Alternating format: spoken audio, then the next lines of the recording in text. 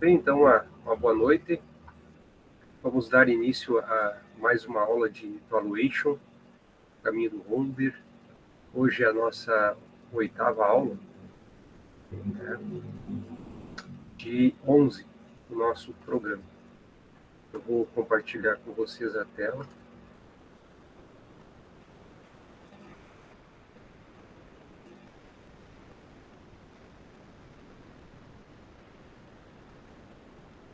Não é a aula 8, é a aula 9, o número da aula. Tá?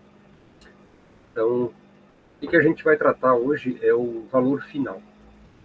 O valor final do nosso fluxo de caixa. Então,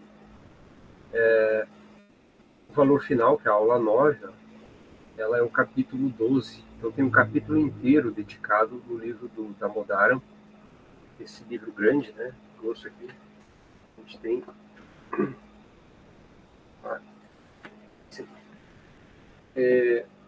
que trata sobre o valor final. Então, o que a gente tem no valor final? Aqui os links, né, como vocês já sabem, para olhar a aula original, quem quiser ver em inglês, e a tradução aqui que eu fiz, né, a tradução livre com relação às lâminas de aula. Então, o encerramento da avaliação. Tá? Uma empresa de capital aberto, ela tem potencialmente, né, uma vida infinita. Como as empresas abrem, elas normalmente abrem por tempo indeterminado. E a ideia inicial é sempre viver para sempre. No entanto, a gente sabe que isso não é bem verdade. Tá? Então, o valor presente de um fluxo de caixa para sempre, eu iria considerar o tempo igual a infinito no meu somatório do meu fluxo de caixa. Só que eu não tenho como fazer isso, né? Como é que eu vou criar um fluxo de caixa aqui, somando todos os períodos até infinito? Eu nunca terminaria meu fluxo de caixa. Então, como não podemos estimar para sempre, a gente estima o fluxo de caixa por um período de crescimento e em seguida a gente estima um valor terminal, um valor de fim, para captar o valor do final do período. Tá? Então eu tenho o meu período N, do meu fluxo de caixa, e tenho um valor final. Tem como se faz análise de investimento. Né? Então nós vamos ter um fluxo de caixa, normalmente com 5 períodos, tá? 5 períodos, aqui a data zero, e eu quero saber o meu valor presente, é o present value, que é o meu valor intrínseco. E aí eu vou projetar as entradas de caixa de pelo menos 5 períodos. É o que a gente chama de valor explícito do meu fluxo de caixa. Está explícito, eu estou explicitando um a um. E lá no final, né, aqui ignorem essa parte aqui, tá? Lá no final eu tenho um valor residual, um valor de liquidação. Pode ser uma forma de mensurar o valor final de uma empresa, o valor de liquidação, que é esse valor terminal. E aí eu também, da mesma forma que eu tenho esse meu fluxo de caixa aqui, né, eu vou trazer ele para valor presente, considerando o valor do dinheiro no tempo, pela taxa R, descontando pela taxa R. Portanto, as formas de estimar o valor final, como eu acabei de mencionar, existem basicamente 3 formas. A primeira, que eu mencionei, é valor de liquidação. Se eu fosse vender a empresa, fosse encerrar as atividades, tá? Quanto é que eu conseguiria receber pelo seu encerramento? Ela vai ser útil quando a gente tem ativos separáveis e negociáveis, né? Então, quando é uma empresa fungível, que eu consigo vender os automóveis, os prédios, as máquinas de forma separada, eu somo tudo, tem o valor de liquidação, teria o valor final. Outra abordagem, a abordagem múltipla, que a gente aprende em engenharia econômica, né? E também em análise fundamentalista, que é a abordagem mais fácil, mas que torna a avaliação relativa, né? Então, se todo o mercado tiver aquecido, ele tem um valor. Se todo o mercado tiver em depressão, como o craque da Bolsa de Nova York, aí eu vou olhar, as empresas perderam 90% do valor e, e algumas chegaram a 99% de perda de valor. E aí, então, vou olhar, a empresa não vale nada, né? Então, ele tem esse problema do uso da abordagem relativa, está muito associado ao momento econômico e não mede, de fato, o valor do negócio, né? E o modelo de crescimento estável, que é o que a gente vai aprender aqui, que é uma técnica mais sólida, mas que requer que a gente faça julgamentos sobre quando a empresa crescerá a uma taxa estável. Tá? Então, o que é esse crescimento de taxa estável? Como a gente vai fazer um fluxo de caixa com 5 períodos, tá? A partir da data zero,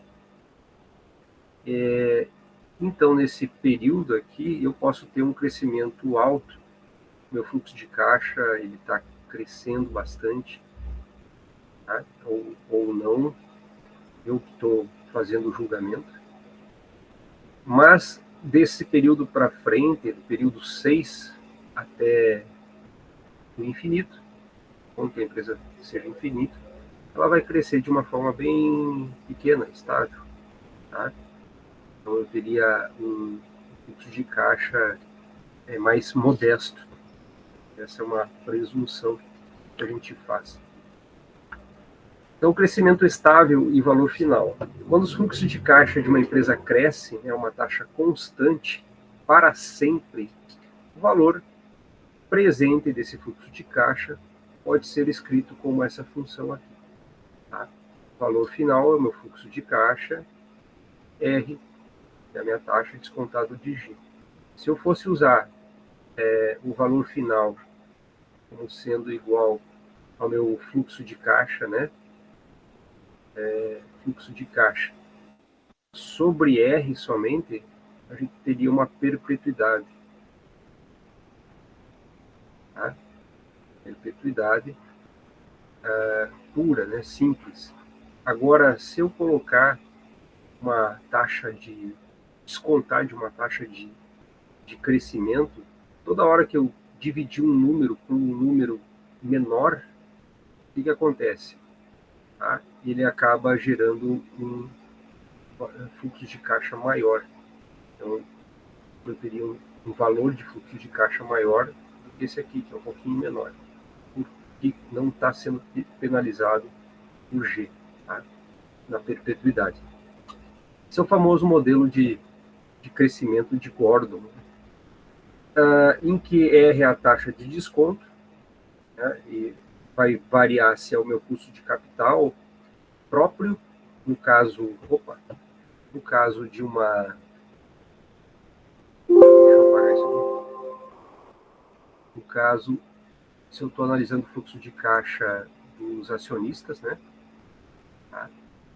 E se eu estou analisando o fluxo de caixa da empresa, eu uso o VAC como a proxy para o R. Já a taxa de crescimento constante, né? A taxa de crescimento esperada, ela vai ser chamada de taxa estável e não pode ser superior à taxa de crescimento da economia em que a empresa opera. Então, isso aqui é um detalhe importante. A taxa de crescimento não pode ser maior que a taxa da economia. Do contrário, se a empresa crescer mais do que o mercado, ela estaria sugando ou canalizando todos os recursos do mercado e se tornaria, né, uma monopolista de todo o dinheiro, todos os recursos do mundo ao longo no longo prazo. Isso até seria possível, né? Mas com as atuais regras do jogo não é factível. Tá? Então, embora as empresas possam manter altas taxas de crescimento em longos períodos, todas elas vão se aproximar ao crescimento estável em algum momento. Tá? E uma boa proxy para esse crescimento estável é usar a própria taxa livre de risco, que já aprendeu a calcular, como sendo a minha taxa de crescimento. Então, quão alta pode ser essa taxa de crescimento estável? Né? Eu estou calculando meu fluxo de caixa somente residual, somente final. A taxa de crescimento da parte explícita, que até os 5 anos, o quinto ano, a gente já aprendeu a calcular na aula passada. Então, para uma taxa de crescimento estável, ela não pode exceder a taxa de crescimento da economia, tá? Mas pode ser inferior. Se a gente assumir que a economia é composta de empresas com alto crescimento e crescimento estável, né? A taxa de crescimento dessa última provavelmente vai ser menor do que essas taxas, né, de crescimento da própria economia. Se a taxa de crescimento estável for negativa, o valor final da empresa, né, será menor se a gente estiver assumindo que a empresa, né, vai desaparecer com o tempo. Então, se eu usar um G negativo, eu estou presumindo que ela não tem uma vida infinita. Logo ali ela vai acabar encerrando. Vi um estudo que eu li, eu não me lembro agora o nome, que fala que vem reduzindo a vida média das empresas americanas. Né? Então já chegou a ser 60 anos de estimativa e hoje se fala em até 20 anos. As empresas elas estão encerrando. Tá? Se você usar fluxos de caixa nominais e taxas de desconto, aí a taxa de crescimento também deve ser nominal, ou seja, quando eu falo em nominal, ela tem que incorporar a inflação. A minha taxa de crescimento nominal ela vai ser a inflação mais a taxa de juros reais esperada. Tá? E a taxa de crescimento nominal da economia vai ser a inflação esperada, mais esse crescimento, então, real esperado. Quando a empresa, então, vai atingir um crescimento estável, depende de várias situações. Uma do tamanho da empresa. Né? Uma empresa grande, ela está mais próxima do crescimento estável. Tá? Então, à medida que ela se torna maior, ela não consegue manter a mesma crescimento marginal, né? Até chegar num ápice de crescimento. Tá? Se torna muito difícil para ela manter as altas taxas de crescimento, porque ela se torna um grande elefante, né? Taxa de crescimento atual. Tá? A gente olhar para o passado pode ser um indicador confiável de crescimento, né? Nem sempre pode ser um indicador confiável de crescimento futuro. Mas a gente sabe que existe uma correlação entre o crescimento atual e o crescimento futuro. Não é de 100%, né, uma correlação igual a 1, mas existe uma correlação. Tá? Exemplo, se uma empresa ela cresce 30% atualmente, ela tem chance de crescer no longo prazo mais e durante um longo período do que uma empresa que cresce 10 atualmente. Tá? Ela provavelmente vai crescer menos do que a de 30 e vai crescer por um período menor. Tá? Então, isso é quase que intuitivo. O que garante um crescimento estável? É bom sempre a gente olhar na empresa se ela tem alguma barreira legal que impede novos entrantes. Ela tem uma vantagem competitiva, um diferencial. Tá? Isso vai ser útil, em última análise, né? O que vai sustentar o alto crescimento dela, né?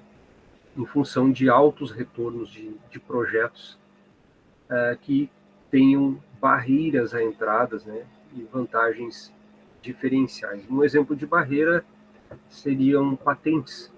Você tem uma patente e aí você tem a exclusividade de exploração, por exemplo, um medicamento, e aí tem prazo de 30 anos. Então você vai conseguir manter um crescimento grande, né, por esse período. Depois disso, aí você perde essa estabilidade, perde essa estabilidade de crescimento acelerado, porque perdeu o monopólio. Tá? Então seria uma das formas da gente analisar. Então, quanto tempo vai durar o crescimento? E quão alto ele vai poder ser, enquadrado como uma questão sobre quais são essas barreiras, né? Quanto tempo vão permanecer e quão forte elas são. O que mais deve mudar numa taxa de crescimento estável? As empresas devem ter as características de outras empresas de crescimento estável. Então, isso é uma ideia interessante. Eu estou olhando para os pares, né? E aí, o que é uma empresa estável? Tá? Uma empresa que já tem uma maturidade, está há longo tempo no mercado, aí você olha, ela não cresce muito, né? Mas ela está ali sempre crescendo. Um exemplo, uma Coca-Cola, mais de 120 anos, né? Operando no mercado. Talvez até uma Berkshire Hathaway eu possa colocar, ela está desde 1865, se eu não me engano, no mercado, né? Então, apesar, é mais velha que o próprio Warren Buffett. Então, o risco de uma empresa, medido pelo beta e pelo rate, deve refletir, então, o crescimento estável. Tentando quantificar o crescimento estável, é quando eu tiver um beta igual a 1, próximo de 1. E o rating dela por um rating bom. Ou seja, o risco da empresa, né, é baixo. Então, ela é um A, uma AA.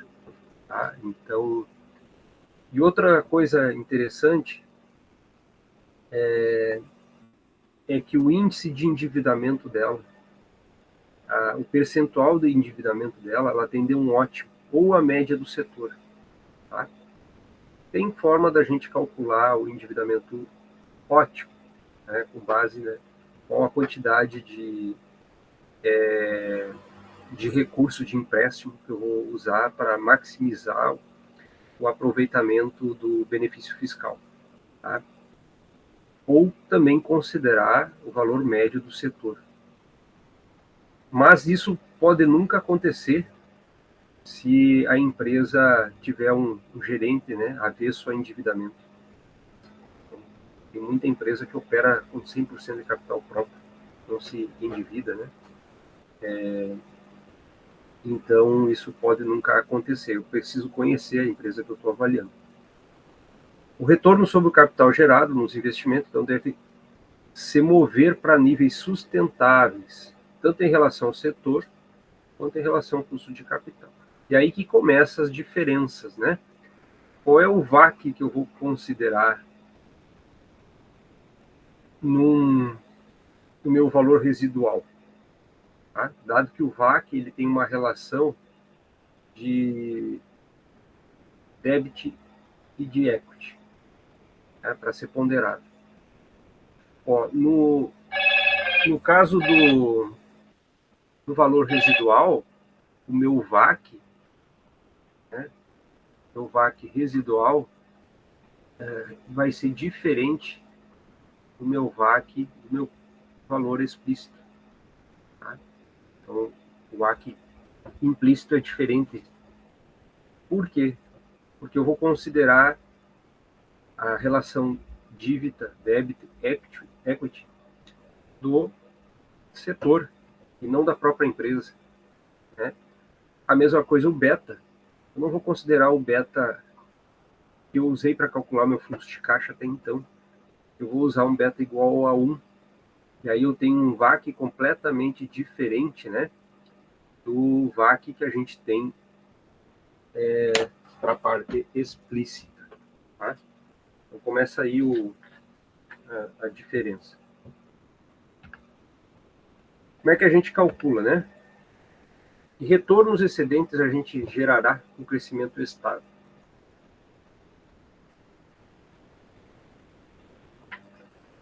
Então, por mais estranho que pareça, um crescimento estável, né, o valor final, não é tanto uma função do crescimento, valor, mas sim uma função do que a gente supõe sobre retornos excedentes no crescimento estável. E aí eu vou usar essa equação. Eu não, nós, a universidade, né, o Damodaran, aponta como sendo a melhor estratégia usar a taxa de reinvestimento como sendo a taxa de crescimento estável uma proporção do ROC, Return on Capital. Então eu tenho G sobre o ROC. E assim meu valor final ele pode ser escrito em função do ROC, tá? Que é o meu Notepad aqui, né? Eu tenho o Notepad, o EBIT é penalizado pelo tributo, né? Meu Notepad, e eu tenho o valor de 1 menos G sobre ROC, né? Que é a minha taxa de reinvestimento. Taxa de reinvestimento, o que é isso? Né? O meu CAPEX, tá? Quanto eu estou investindo em CAPEX, quanto eu estou investindo em capital de giro, né? Working capital, tá? Sobre o meu custo de capital. E aí eu vou ter o meu valor final.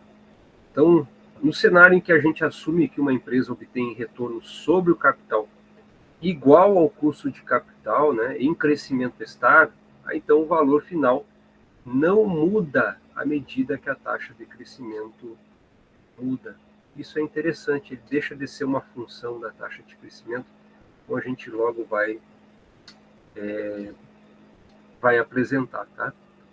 A equação de dedução dessa frase. Se a gente assumir que a empresa obtém um retorno excessivo, excedente positivo na perpetuidade, né, o valor terminal vai aumentar à medida que a taxa de crescimento estável aumenta. Tá? Então, essas são coisas com as quais a gente não deve se preocupar, né? Algumas críticas que a gente encontra no mercado. Bom, o valor final ele é tão importante de ser calculado, de ser estimado, é a aula de hoje, que todo o fluxo de caixa, né, que a gente está calculando, vocês vão ver, ele representa 80% do valor de uma empresa. Eu calcular o valor final, é o último fluxo, representa 80% do valor presente. Tá? Então, isso é importante, a gente definir ele. Né? No entanto, ele é uma função do que a gente também fez no crescimento explícito. Suposições sobre alto crescimento não importam, não é uma verdade, né? Pois a base com a qual a gente calcula o valor terminal, os ganhos, o fluxo, é afetada pelos altos crescimentos. O DCF é falho porque, né, ela reflete a realidade de que a maior parte dos retornos na compra de ações vem do valor do preço. Tá? Então, isso mostra, né, um questionamento, né, uma das críticas que a gente enxerga com relação ao DCF. Portanto, o valor terminal ele pode ser tão alto quanto a gente quiser. Se a gente quiser jogar com uma taxa de crescimento, né, bastante alta, eu vou estar jogando o valor da empresa para cima. Isso é verdade se a gente jogar então essa taxa, mas não é verdade se a gente seguir as regras estabelecidas para formular, tal como a que foi apresentada aqui, de atrelar ela à taxa de reinvestimento da empresa. Né? Tá? Então, como linha de funda, a gente tem que amarrar o crescimento ao reinvestimento e também aos retornos excedentes e limitar essa taxa de crescimento à taxa livre de risco. Tá? Então, assim, eu estou impedindo que ocorra essa explosão do valor em função de considerar um crescimento muito alto. Resumindo, a gente tem essas equações aqui, ó, a literatura. Um fluxo de caixa constante, o valor final é o meu fluxo de caixa em N mais 1 sobre o custo de capital. Um fluxo de caixa com crescimento G, a gente vai penalizar, tá? O fluxo de caixa com o crescimento. E se eu considerar esse valor aqui é igual ao de baixo, se eu, em vez de considerar N mais 1, considerar no período N, multiplicar por 1 mais G, vai dar igual isso aqui. O fluxo de caixa em N mais 1 é igual ao meu fluxo de caixa, período N, multiplicado por 1 mais G. É a mesma coisa. Tá? E o valor final, ele é o que a gente tem aqui, como sendo o NOPAD penalizado pela taxa de reinvestimento, que é o nosso B, então CAPEX, menos a depreciação, mais a variação então do capital de giro sobre NOPAD. Então, isso aqui também tem uma igualdade. E se o VAC for igual ao ROC no final, né, o valor final ela vai ser resumida a essa equação. Vai ser igual a esta equação aqui. Se tiver aquela igualdade inicial. Tá? Bom, esse é o valor final, mas daí eu tenho que trazer para valor presente. Tenho que trazer para a data zero. E aí eu, novamente, preciso aplicar sobre o valor final o valor do dinheiro do tempo pelo custo de capital. Aqui está a dedução para comprovar que se o VAC, né, se o ROC for igual ao VAC, G perde relevância. Tá? Olhem essa dedução. Valor final igual ao fluxo de caixa, né, tá, as mesmas equações que a gente viu antes, só que agora, no lugar do meu da minha taxa aqui meu taxa de crescimento sobre ROC, eu vou colocar a taxa de reinvestimento no lugar dela. E no lugar do G, tá? Dado que eu tenho essa igualdade, que B é igual a G sobre ROC, tá? Então, daqui eu tenho que ROC vezes B é igual a G, então eu vou ter isso aqui. B vezes ROC é o G. Tá? Então, e se ROC é igual a VAC, ó, eu vou ter VAC menos B, que é a minha taxa de investimento, vezes o VAC. Assim eu consigo simplificar. Ó. E a minha equação toma essa cara resumida, tá? Então, se eu não gerar excedentes, né? E essa é a ideia, se eu atrelar ao ROC, ou seja, eu não vou crescer mais do que o mercado, né? Tendo a minha taxa de crescimento igual à taxa livre de risco, eu limito fazer super avaliações do meu valor da empresa em função de um valor final super estimado. Essa era a aula de hoje, mais curtinha, né, em termos de dados.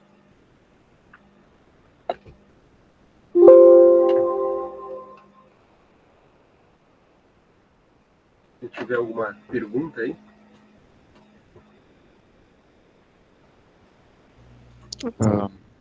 Para mim, por enquanto, acho que nada. Então, Depois eu vou dar mais uma olhada, né? Pra até fixar bem. no capítulo é bem sintético, né? Mas vou tentar aqui sintetizar de novo. Então, eu quero saber o valor presente, né, o valor da empresa, present value, e aí eu tenho 5 períodos. Tá? Então, nesse período aqui, normalmente eu tenho crescimento alto, 5 períodos. Isso aqui é chamado de fluxo de caixa explícito. Tá? Mas eu não sei até que data a empresa vai viver, né? Então, do período 6 para frente, eu tenho infinito. Tá? E aí, esse infinito, eu vou trazer todo ele para a data 6, vai dar um valor grande. Né? É um valor grande. Normalmente é 80% do valor do meu present value aqui, né? É representado 80% é o valor final. Tá? O valor final, que é chamado de implícito. Implícito, porque eu não estou explicitando cada fluxo de caixa. Estou achando que é algo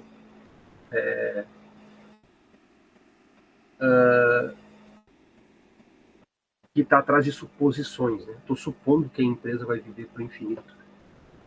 E aí, para calcular esse meu fluxo de caixa, eu tenho um custo de capital, que é o meu WACC. Né? Perceba que eu estou em N mais 1. Ó. N mais 1 é 6. Tá? E aí, para mim trazer esse meu fluxo de caixa todo, né, seria infinito, eu vou trazer ele para o período 5, né, período 5, e fazendo em separado, né, fazendo em separado. Estaria estimando o meu fluxo de caixa, aqui, crescimento estável, do 6 para frente, 6 para frente, mas eu vou trazer ele para o ano 5, até o ano 5. 5, 6, lá infinito. Infinito. Então, esse aqui é o meu valor final, dado esse meu fluxo de caixa. É uma perpetuidade, né? Para sempre. Tá?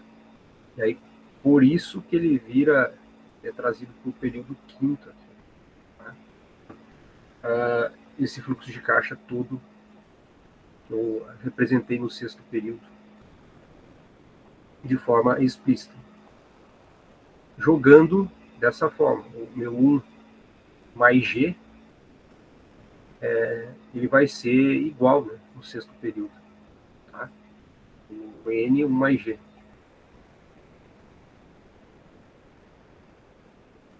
jogar para daqui para lá, que nem nós vinha fazendo. Daqui para cá tem um G, daqui para lá tem um G, para lá tem um G de crescimento, e para cá também.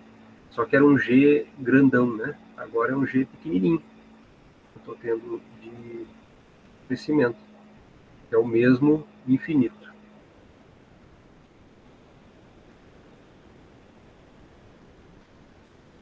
Bom, agora eu tenho ele no meu período quinto, tá? No quinto período, eu tenho que trazer ele para valor presente. Quando é que eu vou trazer ele para valor presente? Dessa forma aqui, ó. Valor presente do valor final, a negrita aqui embaixo. Vou ter que aplicar meu WACC. Só que aqui é o meu WACC 1.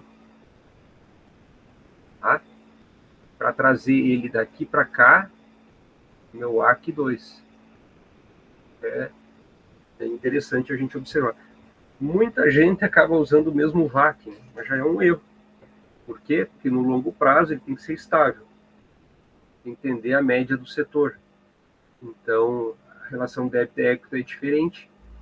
O beta também é diferente. Vai ser 1, em vez de ser o beta que a gente tem calculado, né? E muita gente acaba usando o mesmo WACC. Não sendo, né? Não é. Este custo de capital aqui é diferente. Né?